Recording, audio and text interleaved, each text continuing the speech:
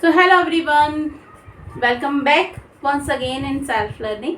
जैसे कि हम कंटिन्यूसली रिवीजन कर रहे हैं, तो अब हम बात कर लेते हैं सेल्फ लर्निंग में इवैल्यूएशन की। इवैल्यूएशन का मतलब होता है मूल्यांकन। जैसे जब हमने कुछ पढ़ाया और पढ़ाने के बाद बच्चे को समझ में आया है या नहीं आया है, इसकी जानना बहुत आवश्यक हो जाता है। अगर उसे समझ में आ गया है तो ठीक है, नहीं समझ में आया होता है तो उसे फिर से समझाने की कोशिश की जाती है, क्योंकि पढ़ाने का मकसद केवल इतना नहीं होता है कि आप अपना काम कंप्लीट कर दिया। जिसको आप पढ़ा रहे हैं उसे वो चीज़ समझ में आनी चाहिए, उसको वो समझ में आकर वो अंडरस्टैंड कर लेगा तो आपका पढ़ाना सफल है, नहीं तो नहीं है। तो मूल्यांकन बहुत आवश्यक हो जाता है इसकी वजह से। ठीक है, मूल्यांकन के बारे में परिभाषा लिखते हुए ब्लूम ने कहा है, एक अच्छी मूल्यांकन प्रविधि या साधन वह रीति है जो व्यवहार के वांछित परिवर्तन के वैध परिणामों को प्राप्त करने में समर्थ है। ठीक है, ब्लूम के बारे में बात की जाए, ब्लूम थ्योरी, हमने ब्लूम का टैक्सोनॉमी भी अलग से बहुत अच्छे से पढ़ा था, एक बार उसे भी अच्छे से समझ लीजिएगा आप। तो BS ब्लूम का मत क्या कहलाता है कि एक अच्छी मूल्यांकन प्रविधि या साधन वह रीति है जो व्यवहार के वांछित परिवर्तनों के वैध परिणामों को प्राप्त करने में समर्थ होती है ना। तो अगर हमने जो वांछित परिणाम सोचे हैं उन्हें प्राप्त कर सकते हैं हम, तो हमारी जो नीति है वो सही सिद्ध होती है। चलिए अब बात कर लेते हैं ऑब्जर्वेशन की, है ना। तो ऑब्जर्वेशन भी होता है एक, यानी कि जिस तरीके से कहा जाए मूल्यांकन के कितने प्रकार होते हैं, तो पहला तो क्या होता है ऑब्जर्वेशन। तो ऑब्जर्वेशन का मतलब क्या होता है, निरीक्षण प्रणाली।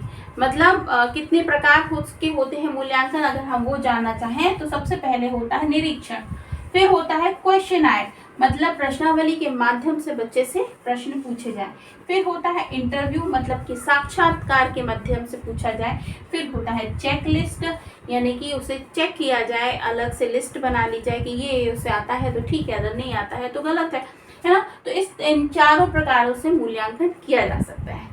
परीक्षा के प्रकार कितने होते हैं, तो 3 प्रकार बताए गए हैं, लिखित, मौखिक और प्रायोगिक। जब भी कभी हम एग्जाम की बात करते हैं तो 3 प्रकार माने जाते हैं उसके। अगर हम बात करें टेस्टिंग, यानी कि अगर किसी को टेस्ट किया जा रहा है, जैसे अभी हम लोगों ने जब इंटेलिजेंस के बारे में हम पढ़ रहे थे, तो इंटेलिजेंस टेस्ट के बारे में भी हमने पढ़ा था। तो जो टेस्टिंग होती है वो कितने प्रकार से की जाती है, तो देखिए पहला तो होता है बुद्धि परीक्षण, वही इंटेलिजेंस टेस्ट जिसमें हम IQ निकालते हैं। फिर होता है व्यक्तिगत परीक्षण, जब हम किसी एक व्यक्ति का व्यक्तिगत परीक्षण करते हैं।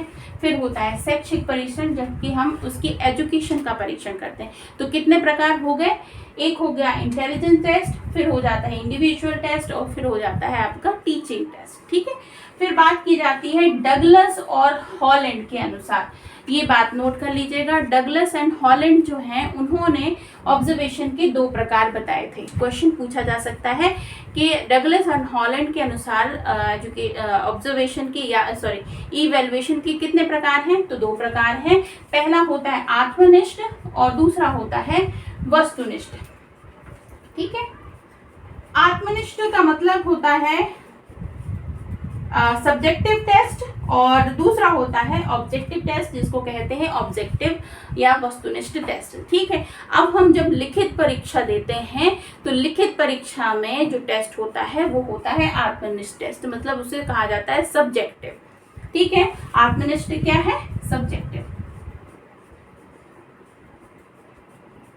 और ये क्या है आपका ऑब्जेक्टिव। जैसा कि आप अभी कल परीक्षा देने जा रहे हो, जिसमें आपको क्वेश्चन लेते हैं और क्वेश्चन के 4 ऑप्शन होते हैं, उस ऑप्शन में से किसी एक ऑप्शन को आपको सही मार्क करना होता है।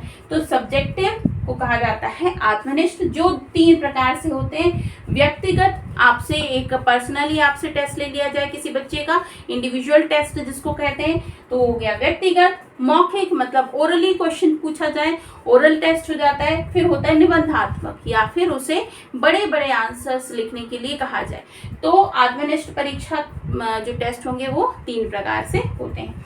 वस्तुनिष्ठ की बात की जाए तो वस्तुनिष्ठ को मैंने बताया आपको ऑब्जेक्टिव वे में पूछा जाता है, जिसमें कि आप कोई क्वेश्चन देते हैं और क्वेश्चन के 4 ऑप्शंस होते हैं, और उसके बाद फिर उसे सॉल्व करना होता है। ये दो प्रकार से होते हैं, प्रत्यास्मरण और अभिज्ञान, रिकॉल एंड रिकॉग्निशन, दो प्रकार से इनको डिवाइड किया गया है, प्रत्यास्मरण रिकॉल या फिर अभिज्ञान जिसको कहा जाता है रिकॉग्निशन।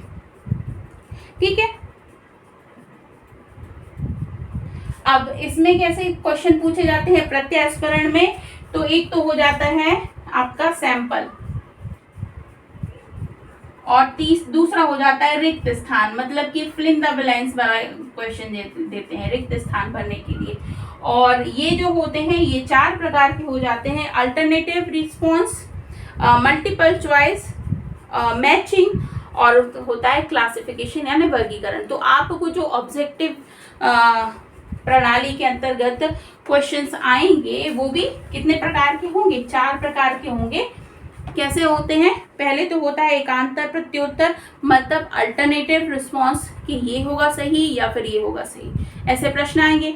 फिर आता है मल्टीपल चॉइस, मतलब बहुविकल्पीय, जिसमें कि एक क्वेश्चन के 4 ऑप्शंस होते हैं। तुल्य मतलब मैचिंग, मैच दो कॉलम वाले क्वेश्चंस आते हैं। फिर आता है वर्गीकरण जिसको कहा जाता है क्लासिफिकेशन। ठीक है, इसके अलावा जो होता है वो कहलाता है CCE। CCE का मतलब होता है सतत व्यापक मूल्यांकन।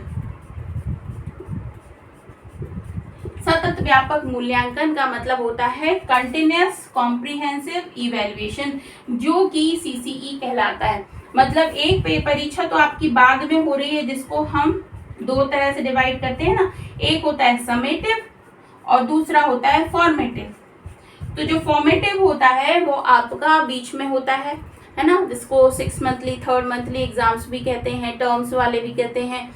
तो फॉर्मेटिव होता है और दूसरा होता है समेटिव जो लास्ट में होता है, लेकिन इनके कंटिन्यूसली वे में चलता रहता है आपका CC, जो कि एक तरह से फॉर्मेटिव का ही पार्ट होता है। ठीक है,